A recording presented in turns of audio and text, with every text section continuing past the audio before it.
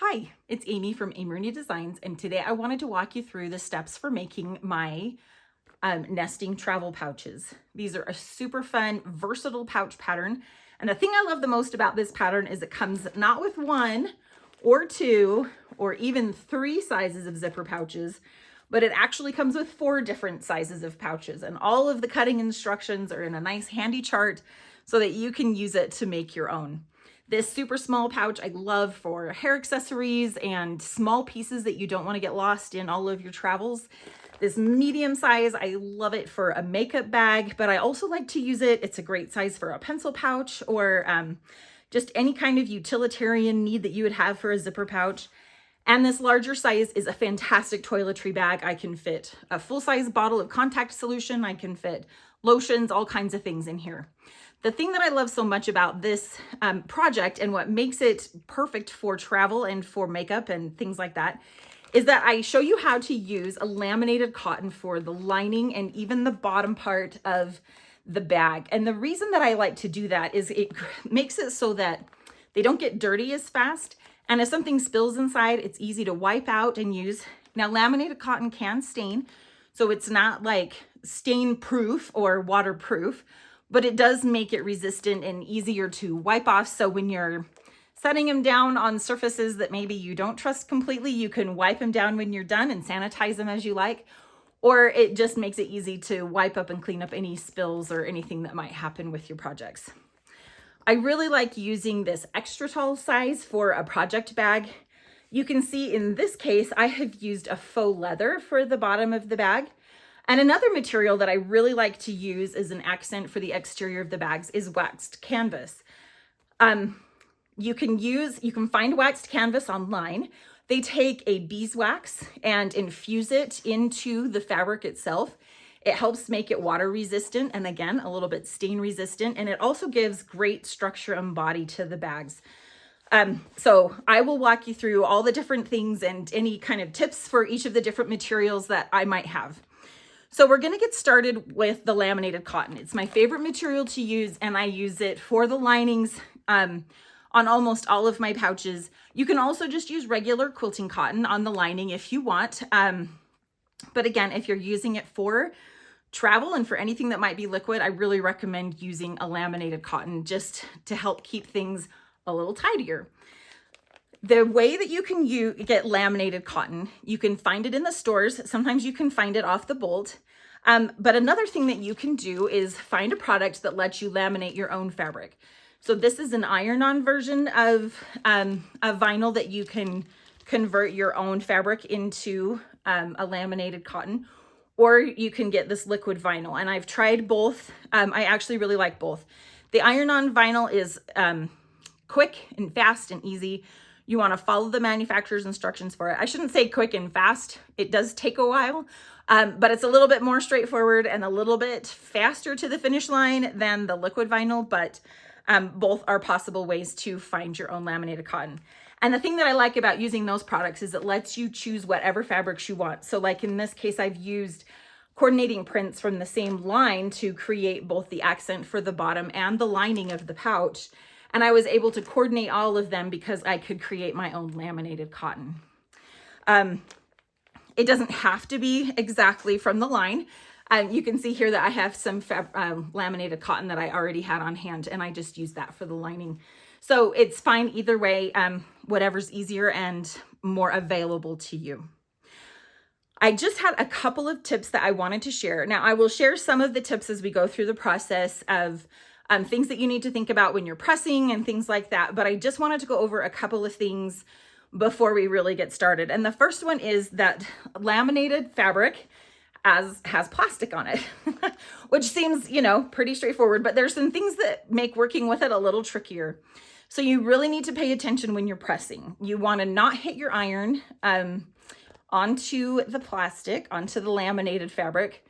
I've done it before. It makes a mess. It melts the plastic and it can ruin your iron as well. So you want to make sure that if you are doing the, like if you've used this iron-on vinyl, save the paper pieces. It's great to use as kind of a press cloth to protect your surface. It protects both the fabric and your iron. If you're not using that material, you can use parchment paper, and you can use a press cloth as well. Either one, you just want to make sure that you have something over the top of your laminated fabric to protect it between the iron and your laminated fabric. The other thing that I wanted to just talk briefly about is when you get to the end and you're pressing, your final press on the bag.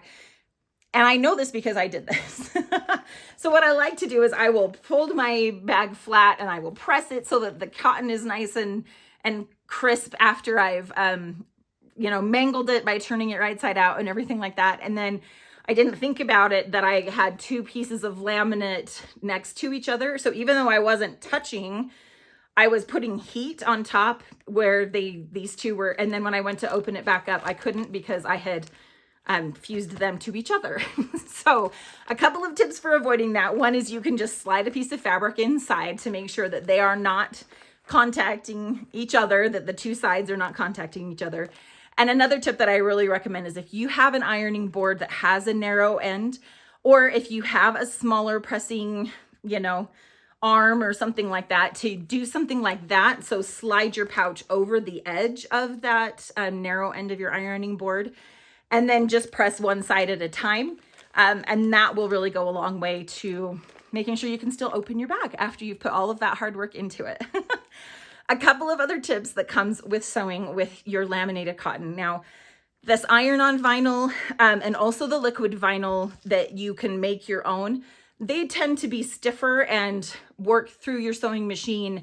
I haven't really had any trouble with them feeding well through my sewing machine, but a laminated cotton that comes from the manufacturer laminated, I find is a little tackier. And so sometimes my machine has a hard time feeding that fabric through the feed dogs. So a couple of things that you can try. One is to use a walking foot if you have one, and that just helps everything feed through much more easily.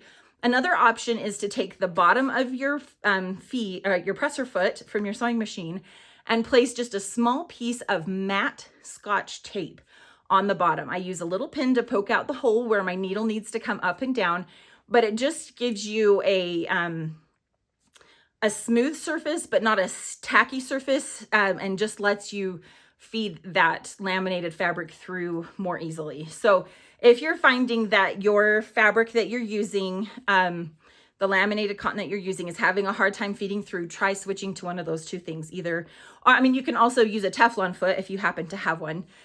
So a Teflon foot, matte Scotch tape on the bottom of your presser foot, or a walking foot will all help you feed through.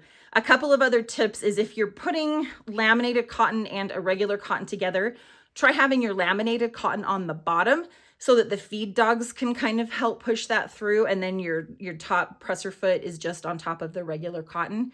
That might also help you to not get so frustrated with fabrics getting distorted and having problems feeding your fabrics through your machine. I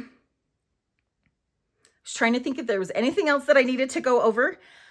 If you are going to make your own laminated fabric in the pattern itself, I do recommend cutting a little bit larger piece of fabric, laminating one whole big piece, and then cutting it down to your smaller pieces, both for your accent fabric for the exterior and your lining fabrics. It will just help you make sure that you have a nice surface area, all of the edges are nice and sealed, and then you can have a lot more success working with your project. So when you're reading through the cutting directions, there's a line that says if you are going to laminate your own fabric, cut a piece this big. And then there's another line that says after you have laminated that fabric, or if you're not laminating it, so like if you're using this waxed canvas for the bottom, obviously you don't have to do anything with it. So then you just go directly to that line that tells you the size to cut those smaller pieces. We are going to get started, have so much fun with this project today, and I hope you enjoyed this sewing tutorial. Let's get going. First, we're going to begin by cutting out all of the pieces we need for our zipper pouch. Now, in the pattern, it has a chart for all of the pieces that you're going to need.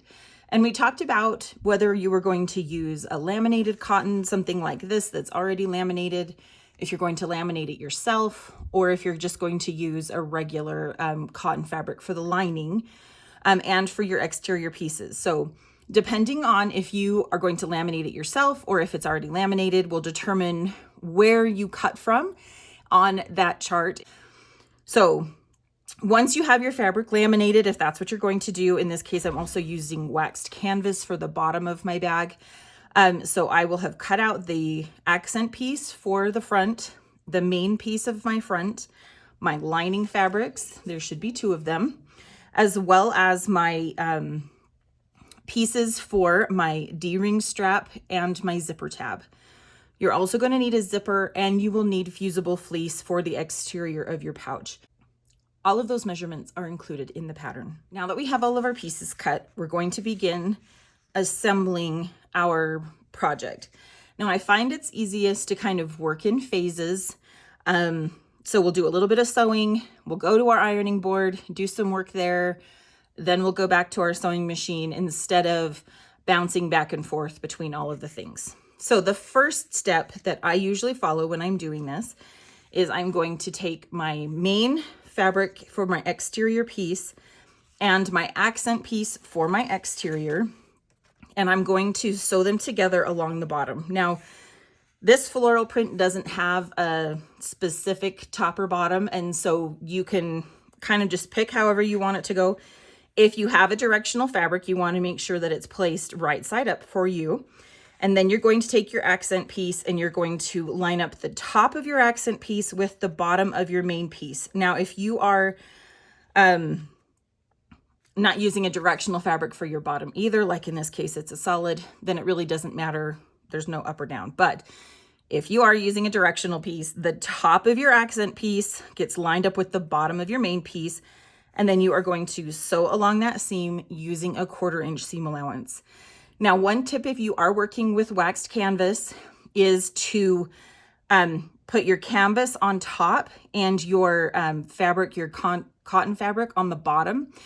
Because this is so stiff, if you feed it through on the bottom, then your presser foot that's sitting on top kind of pushes against that cotton, and I find that it can kind of distort it a little bit. So if you have the looser fabric on the bottom, it feeds it through just a little bit more easily. So kind of the same is true. I find that with laminated cotton, something that comes pre-laminated, it's a little stretchier and more flimsy, so I would put that on the bottom. But if you are using a laminated cotton that you have laminated it yourself, that tends to run a little stiffer, so I would put that one at the top. So whatever your stiffer fabric is, put it at the top. Let your softer fabric or more stretchy fabric be on the bottom so that those feed dogs can help feed it through a little bit more evenly. Now, I don't typically pin these together because this top piece is so stiff and they seem to feed through just fine without it. But if you are pinning anything through this whole project, if you are using something like this waxed canvas or a laminated cotton, you want to make sure that you're pinning inside the seam allowances. Your pins are going to leave holes and marks on your waxed canvas. You'll be able to see where those pins were, and they will also leave holes in your laminated cotton that aren't easily repairable, like they're visible more. So make sure that you are pinning inside your seam allowance. So normally I pin perpendicular to my seam, but when I'm working with something where I need to pin, I will pin parallel to the seam so that I can keep that pinning within the seam allowance. So that's a big tip when you're working for these kinds of, with these kinds of specialty fabrics. Okay, now that we have those sewn together, now I have done a bunch of step outs for this. It's easier for me, I find, to kind of work my way through all of the steps if I have them all laid out instead of trying to go sew and then come back and show you that step. So I will show steps at the sewing machine that I feel like are really helpful to kind of visually see what that looks like, but there's not really a lot of them. Most of this is pretty straightforward. So if you see me switching different fabrics because of the different step outs that I have for my pouches, don't be alarmed. You're not, I don't mean to confuse you. It's mostly just to keep things flowing a little bit easier in this video to make sure all of the explanations come through and I don't get so busy sewing that I forget to pause and tell you things. All right, we've got our exterior main fabric and accent fabric sewn together. Now, one trick that I'm going to show you is this waxed canvas. If you bend it, it creases, and that crease creates kind of a visible mark. So I actually really like the look of it. And in fact, a lot of times when I go through and I'm making a project, I will intentionally kind of scrunch it up just to give it some of that character. But it does also make working with the seams a little bit tricky because this is pretty stiff. The other issue that you're going to run into, or thing to be thoughtful about, is working with your iron with some of these materials. Now the waxed canvas, this has a beeswax coating on it that gives it its stiffness and also helps make it water resistant. And because of that, you don't really want to hit it directly with your iron. You're going to both melt the wax and create marks on your fabric that you don't really want. So you have to be careful about where you're putting your iron and how aggressive you are with ironing things. The thing that is helpful about wax canvas is it is very stiff. So in order to get this seam allowance folded over so I can have my piece, what I will do is I will take my fingers and I am just going to come along this whole seam and I'm going to press up that seam allowance as evenly as I can get it. And I'm going to go all the way across that seam here and press them down. Now I do really like waxed canvas for the bases of these zipper pouches. It gives it a lot of structure and body, but it does lead to just a few things that are a little trickier than normal. All right, once I have that pressed up, then I'm going to come and flip it over and then again, run my fingers along that seam to make sure that it is nice and flat. So then I have a nice seam here. If you are using a laminated fabric here, when you go to press it, you want to make sure that you either retain the paper backing for your laminating material or you have a press cloth on hand because you don't want to press over the top of your laminated fabric or your wax canvas. If you use a press cloth with your waxed canvas, it will transfer some of the wax from this to your fabric. So you want to make sure you're using a scrap of fabric you don't want to keep. Another alternative is to use paper, just like a paper bag, over the top so that it will transfer a little bit of the heat, but then the wax gets retained in the paper and you can just throw it away when you're done.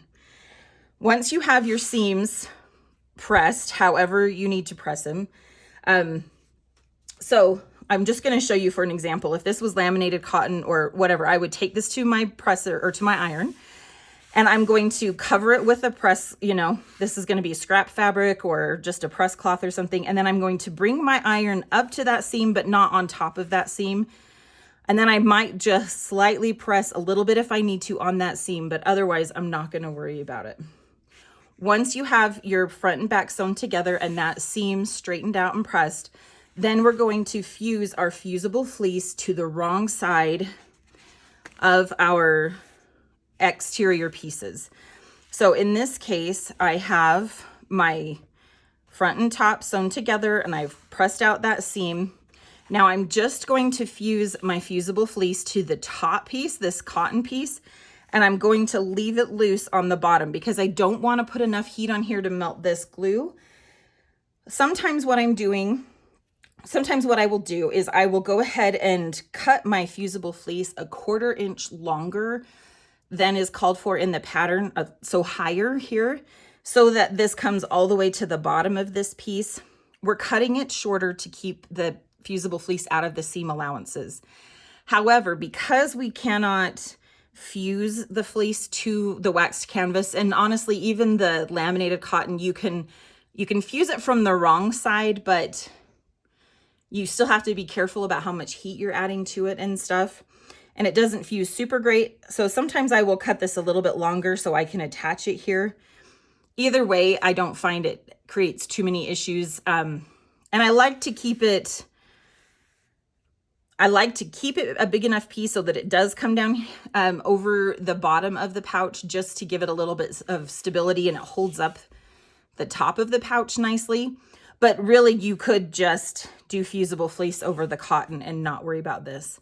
And I usually wait to do it until after I've sewn these two pieces together, just so that I can reinforce the seam a little bit with my fusible fleece. And once that's done, I'm going to take this to my sewing machine and I'm going to sew an edge stitch along the side of that seam. Now, typically I do it on the top. Sometimes I do it on the top and the bottom. It depends on where my seam allowances got pressed. In this case, my seam allowances, you can see here, got pressed open. And so I will go ahead and secure both sides of that seam by sewing along the top and the bottom of that seam using an edge stitch. And that is going to look, let me show you, like that. Now on this piece, you can see that I have cut a little extra big piece of fusible fleece. That was actually a miscalculation on my part, but it worked out really well because what it allowed me to do is I sewed across the edge here. I have both of my seam allowances in this case going down. Now I could sew across the top of that too. But the other thing that I did was sewed an edge stitch across the bottom here so that even though my fleece isn't fused to my canvas, it's still kind of attached to the bottom, and then I don't have to worry about kind of straightening that out once I've turned it right side out. So cut your fusible fleece just a little bit longer than you need or higher than you need, and then you can secure that. And then I would for sure trim this away before I head to the next step. While I am at my sewing machine or at my iron, I'm fusing this fleece here. I am going to work on my 2 tab pieces.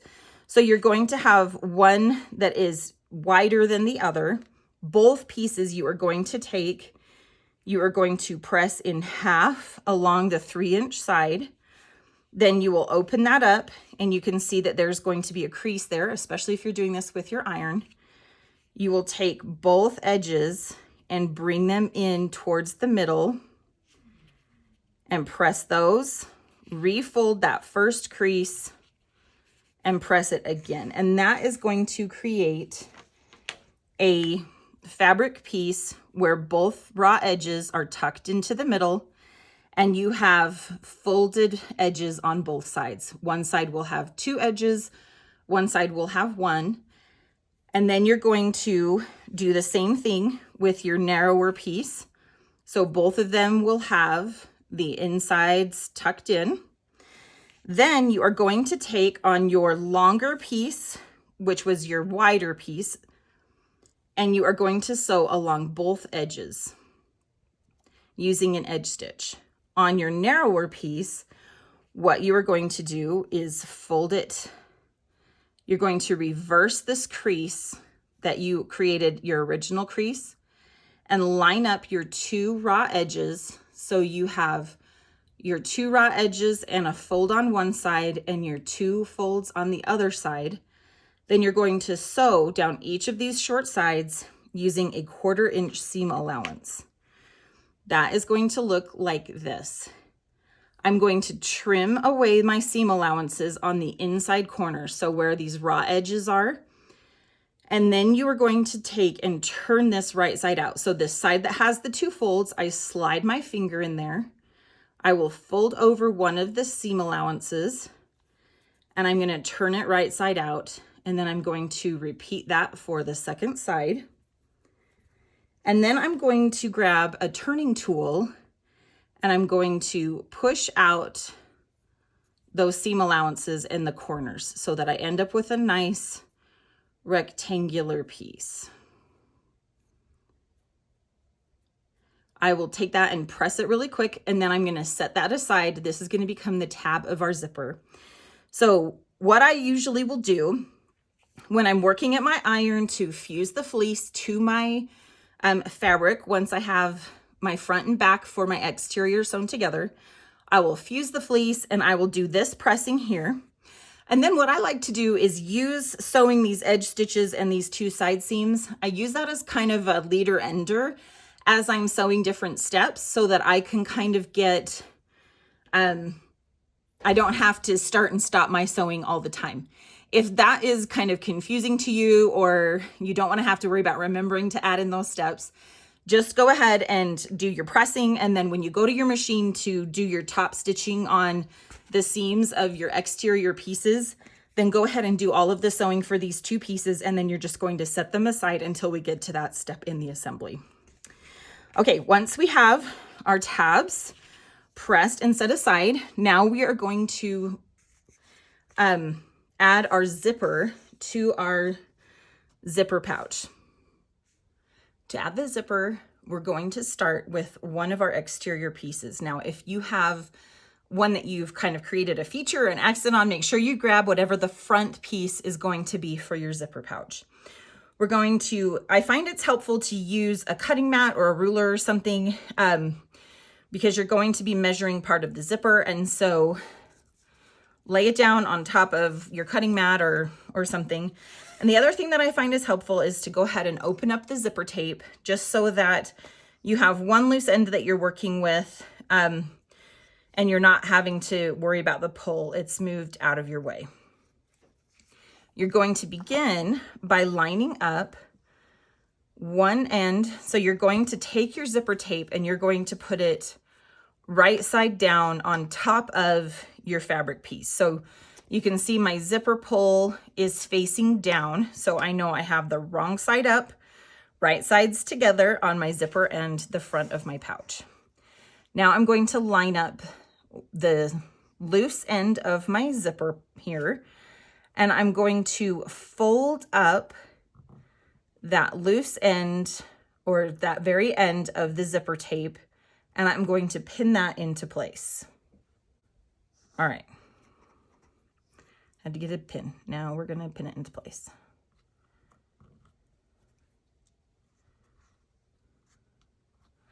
All right, now I'm going to keep my zipper tape lined up with the top of my fabric here. And then I'm going to measure 1 inch from the edge of my exterior piece. And I'm going to put a pin in my zipper tape right there at 1 inch over. Now I'm going to take my lining piece of fabric and I'm going to line it up right sides together with the top of my fabric here. And I'm going to make sure that my exterior fabric piece, my zipper, and my lining piece are all lined up together. Now, in this case, I am using a regular cotton fabric, but if you are using a laminated fabric for here, you will want to make sure that you pin inside that seam allowance. And honestly, I find with the zipper tape and stuff, it's just easier to do it all together anyway. So again, lining up all 3 of those pieces, my exterior, my zipper, and my lining, and I'm gonna pin all the way across here. All right, now I'm going to take you to the sewing machine and I'm gonna show you how to sew across this seam. It's pretty straightforward. You start at one end and you sew down, but once you hit this 1 inch mark, you need to pause and do something a little bit different.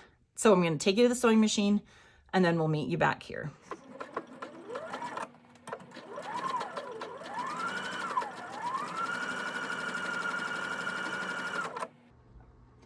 So I'm just sewing along this seam using my 1/4 inch seam allowance.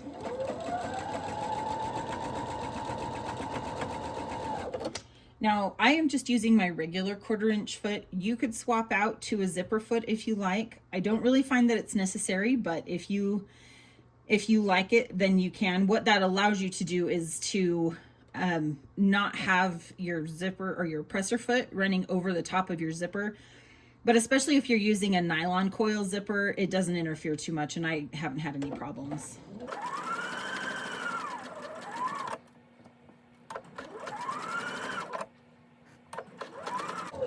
Now when I get here to where this pin is, now remember this is the pin marking my 1 inch.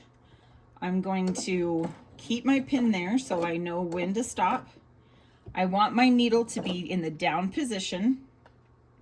I'm going to raise my presser foot, and then I am going to pull this zipper tape out of that seam allowance. So I'm just going to pull it in towards the fabric here. Then I'm going to line these 2 pieces of fabric back up.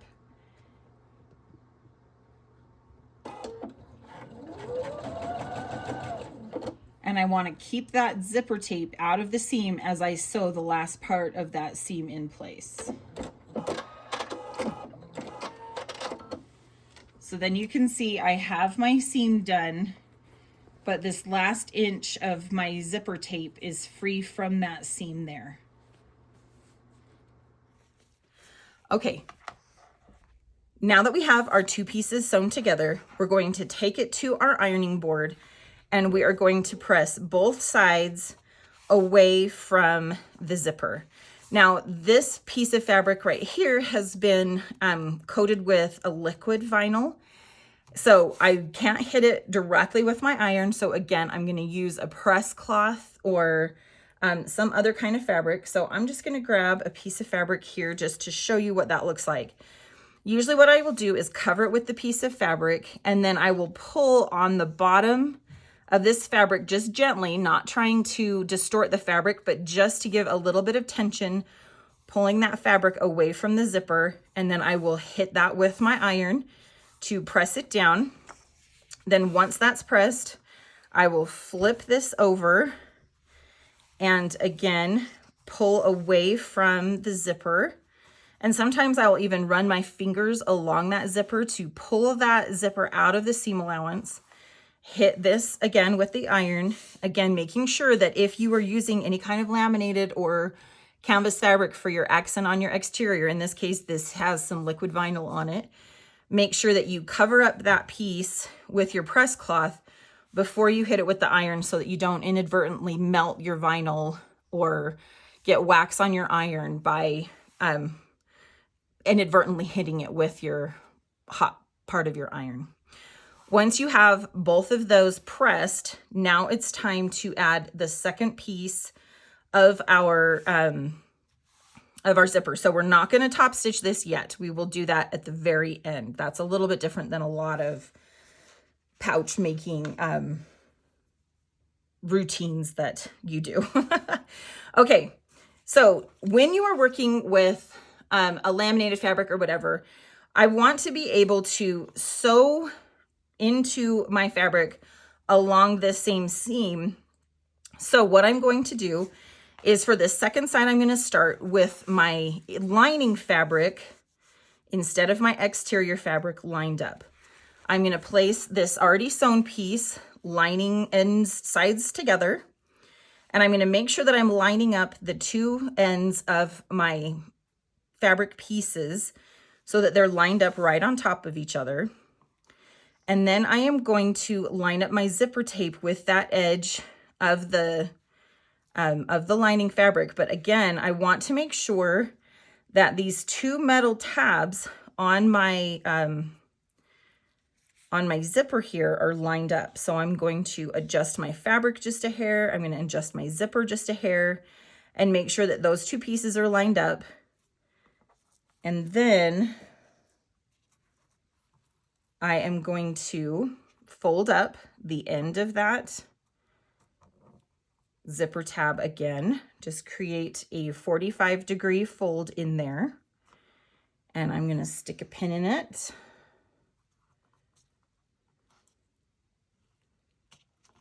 Then I am going to pull my zipper tape so that it is lining up with the top of my lining.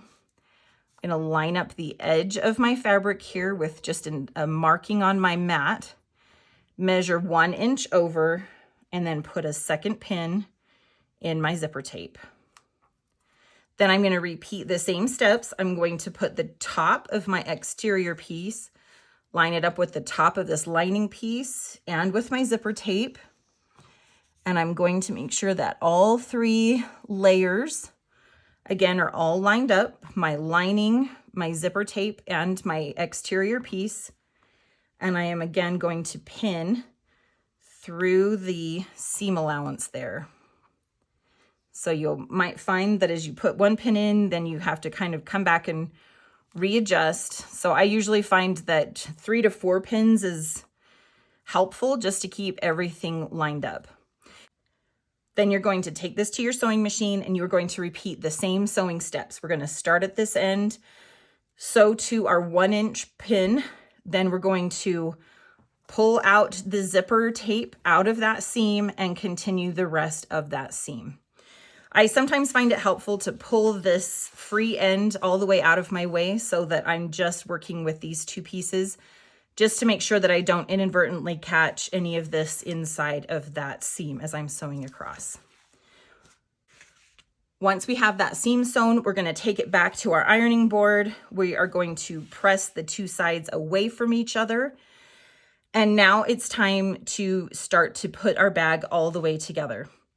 the first thing that I'm going to do is I am going to pull my lining fabric towards the other side of my zipper pouch. So I only have the exterior of my pouch face up in front of me. Then I'm going to take my fabric strip that I sewed both sides of for my D-ring, and I'm going to take my D-ring. I'm going to slide that strap through the D-ring here, and then I'm going to take a ruler. I'm going to measure 3/4 of an inch to 1 inch. I usually do 1 inch down from this seam where my exterior and lining hit. So from the top of my exterior down, and I'm going to line up the raw edges of that tab. So the 2 free ends are going to get lined up at that 1 inch mark. Now I find it's easier to go ahead and put 2 pins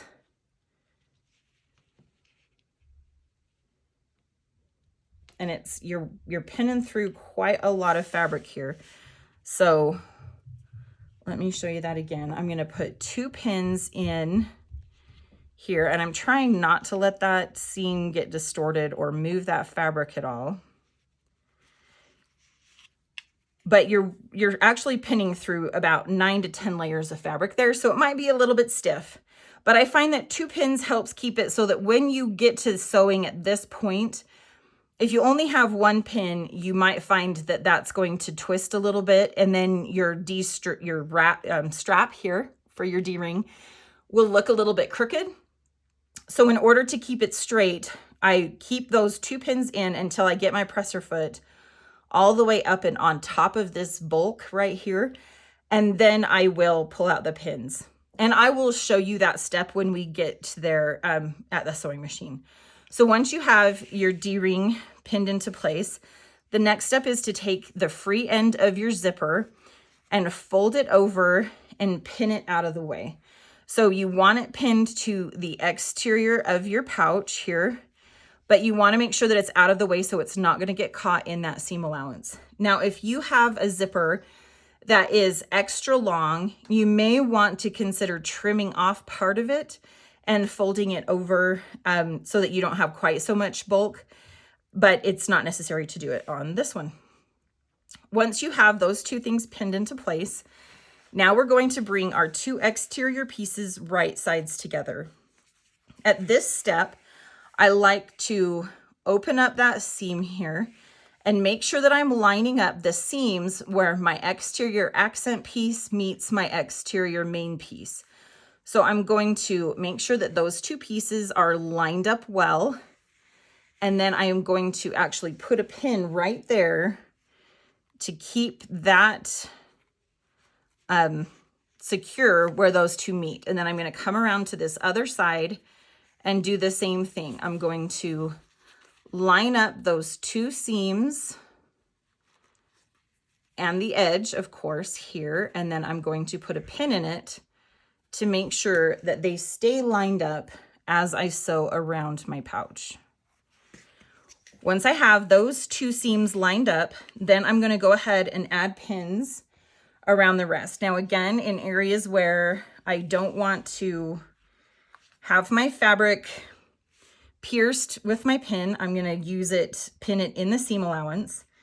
When I get to my zippers, this end where you have the free end of your zipper is pretty bulky because you have a bend in your zipper tape right here. And so you have to pay attention to that.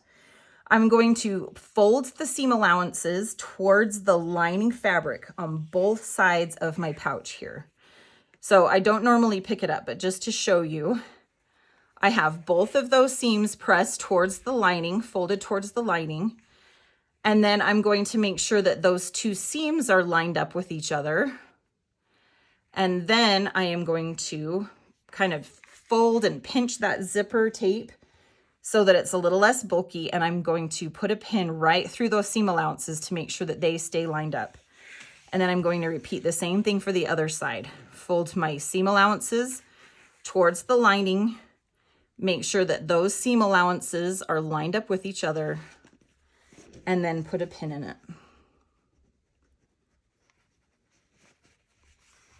Once those are pinned, then you can just pin the rest of the lining. Now this is just cotton, so I can pin perpendicular like I typically do. You can pin in the seam allowances, especially if it's laminated. It is going to be the lining of your pouch, so if you don't like pinning in the seam allowances, you can, it doesn't matter because those pinholes, you're not really going to see them anyway. Now we're going to take this to our sewing machine and we're going to sew around the exterior of our bag. We're going to leave an opening for turning that is 3 to 4 inches long along the bottom seam of our lining fabric. I'm going to take you to the sewing machine and show you what this looks like, especially when we get to our D-ring strap and how I handle these bulky seams as we sew around our pouch. Now we want to make sure that we are leaving a good sized opening in the bottom so that we can turn our pouch right side out easily. So I am going to start 2.5 inches from center on the bottom seam of my lining here. And I am going to make sure to back stitch to secure my stitches as I start sewing around. Now I am using a 1/4 inch seam allowance and I'm going to sew around all 4 corners.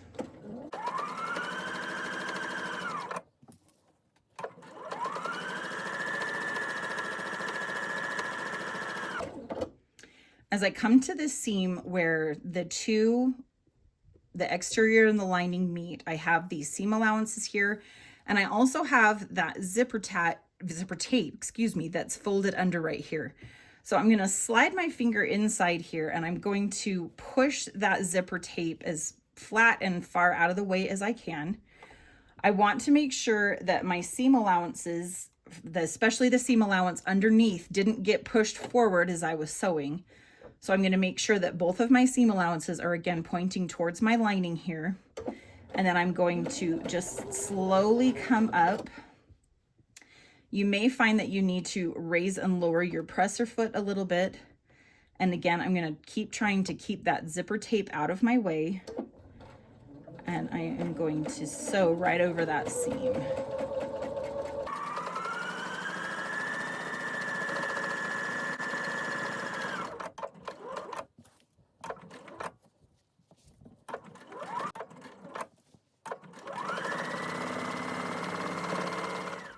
Now, as I come to where my D-ring is with the straps here, I'm going to approach it kind of slowly. And then as soon as my presser foot gets kind of up on top of all of that bulk, that's when I'm going to go really slow, get as close as I can before I pull that first pin out, because I want to make sure it stays lined up, but I also don't want to risk running over my pin. I'm going to go a few stitches, then I'm going to back stitch over the edge of that zipper tab or the D-ring strap here, because you're going to get a lot of tension and pulling on there, because if you attach a wrist strap to that D-ring, which is the intention, you're going to be swinging your whole zipper pouch by this little section of fabric right here. If you have heavy things in your zipper pouch or anything like that, you want to make sure that this is nice and secure inside the seam. So I back stitch one end, then I'm going to sew across, get to the other side, and then a back stitch again across the entire strap there. And now again, we're coming to another seam. It's not as bulky as the back seam where the folded over zipper tape was, but there's still a little bit of bulk here. So again, I want to make sure that my seams are lined up. Both of my seam allowances are heading the right direction, and then just slowly go over that seam to make sure that everything stays lined up.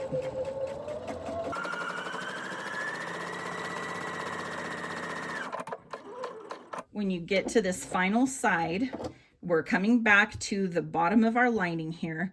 Again, you want to keep in mind your opening for turning. The bigger opening that you give yourself, the nicer you will like yourself when you go to turn it around, especially if you're using a laminated fabric for the inside. Sometimes that can get a little tricky to pull it out, especially if it's one that you've laminated yourself. That laminating can be a little bit stiff. And also the waxed canvas, if you've used that for the exterior bottom part, that can get a little stiff too. So you want to make sure you have enough fabric here so that when you cut out your corners for boxing the corners, you still have a good seam, you know, here between where you're cutting that out and where your stitches are. but you also want to make sure that you're giving yourself a decent opening. So typically what I will do is I will put my finger where my stitches started here so that I can kind of just remind myself, oh yeah, I want to make sure I'm giving myself a good 4 inches to open. So I'm going to go ahead and use this pin as my stopping point. And then I, again, want to back stitch and secure that seam there. And then I've sewn both of my sides together, and it's time to go box the corners. Now that we have our pouch sewn all the way around, the next step is to box the corners of our pouch. So in the pattern, in your pattern, it's going to tell you how big to mark these squares that will create the boxed bottom of our pouch. In this case, this one happens to be a makeup pouch, so I know that I need to mark a 1 inch square. You find my pen. I'm going to mark a 1 inch square on all 4 corners of my pouch. And I usually just use a pen. You could use a pencil. You want to just make sure that those marks are easy to see and they look really clear. Then you want to take a really good sharp pair of scissors and you're going to cut out all 4 of those squares on the corners. Once you have all of those corners cut out, the next thing that we're going to do is create the boxed bottom of our corner. To do that, you're going to pull, kind of separate these 2 pieces of fabric. You can see the 2 bottom corners of my pouch here. And what I want to do is pull at the 2 corners of those squares. And you'll see that as you pull them, those 2 squares become a straight line. So you can kind of see how those 2 become that straight line. Then what you're going to want to do is push your seam allowances in opposite directions so that they will nest right up next to each other.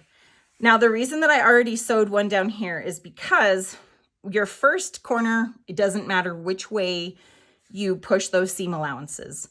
Every other corner after that, you need to pay attention to the way the seams are already sewn so that you have straight seams across the bottoms and sides of your pouch. So this bottom seam has already been pressed this way, so towards my right as I'm looking at this. Because of that, I'm going to make sure that that seam continues that direction, and then I will push the side seam that it's going to nest with in the opposite direction. So I'm going to make sure that those seams are tucked up right next to each other, that all of my raw edges are lined up, and that creates a straight line. And then I'm going to put a pin across that seam. And I typically like to pin through that seam allowance to kind of hold it into place. Then I'm going to take this to my sewing machine and sew across it using a 1/4 inch seam allowance. Make sure to backstitch at the beginning and ending of your stitching to make sure that that stays nice and secure, particularly on the exterior corners, but on all 4 corners, make sure that you're backstitching to secure those seams. Okay, now when it comes to boxing the corners of our laminated fabric, or the lining fabric, excuse me, I am going to do the same thing. I'm going to pull out at the 2 corners here. And then when it comes to deciding which direction I'm going to push my seam, I'm going to pay attention to the direction of the seam on the opposite side. So in this case, on the exterior side.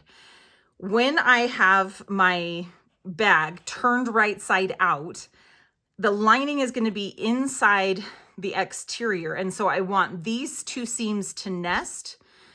So because this seam is heading this direction towards the left, I want to make sure that this seam heads toward the right so that when they are inside of each other and they will be nesting. So I'm going to pay attention. I'm going to press this one this direction.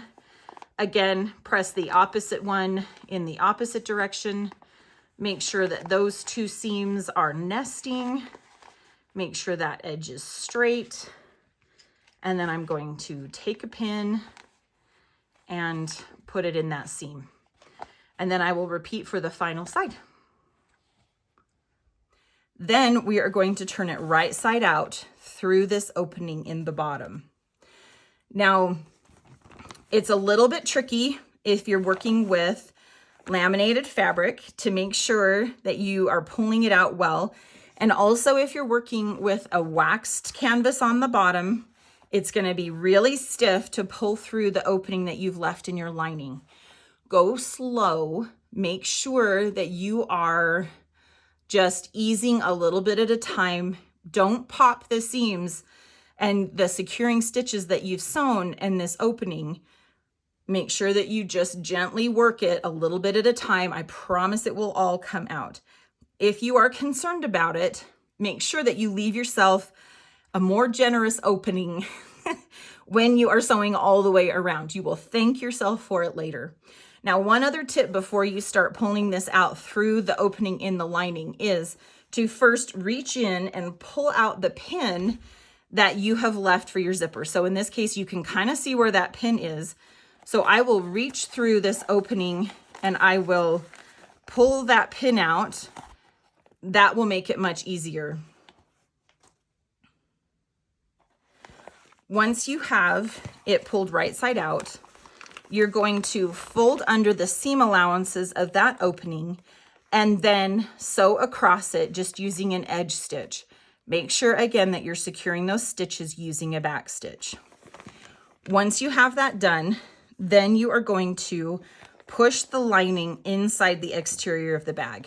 To do this, I find it's helpful to grab it at the zipper and kind of push those two seams away from the zipper and then use that to kind of tuck under that first edge of the lining. I'll kind of hold that in place and then repeat for the other side where I am holding it from the zipper and kind of pushing. Then you're just going to keep working your way around the pouch and pushing until you have all of that lining tucked inside of your zipper pouch. So you can see right now it's still kind of bulky. My corners aren't pushed in all the way. So I'm going to take my hand in there. I'm going to pinch this seam at the top and I'm going to force that corner so that I have my fingers inside here at the two corners and I'm going to push them into the exterior corners to try to get that to all line up. I like to use the edge of my table, sorry for the camera shaking, and make sure that I am sliding all of those corners in there so they are nesting nice and evenly. Then I will take this to my ironing board and hit this seam one more time with an iron just to make sure that all the way around my zipper it's pressed away from that zipper nice and evenly. The next step is to take this to your sewing machine and we are going to sew around the exterior edge of this zipper pouch. When you're ready to sew around the exterior of your bag, I'm going to open it up all the way. Again, be careful I don't pull right off of my zipper tape. I typically like to start down at this end because it's going to get covered by the pull there. Make sure that my seams are lined up. So I'm going to pull these seams apart and I'm going to slide just that piece, see if I can show you here, underneath my presser foot.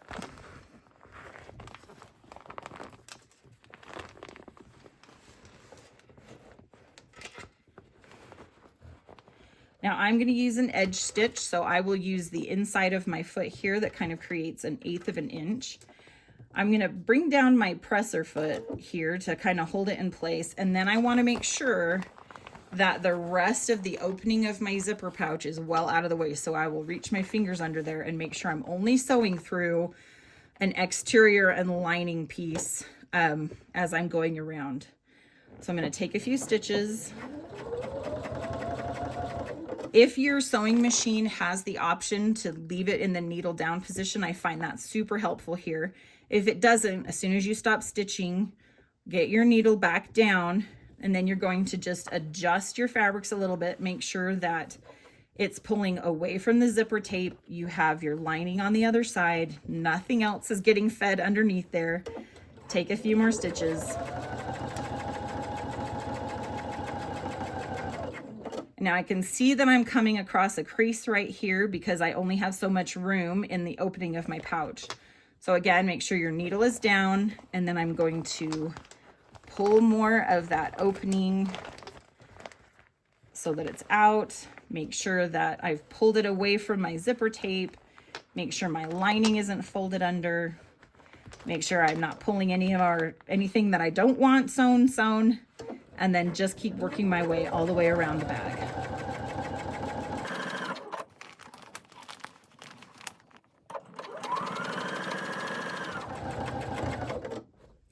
Now, when you come to a side seam, there's going to be some extra bulk there. You may want to make sure that you're going kind of slow. If you can feel those seam allowances and kind of try to get them to nest and play nice, that helps.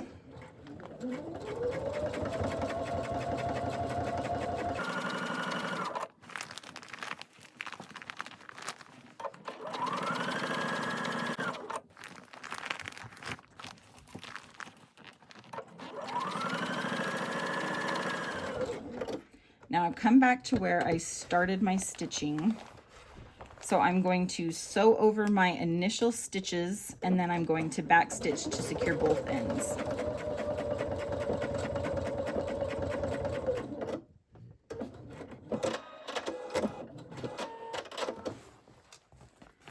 And now I've sewn around the entire opening of my pouch.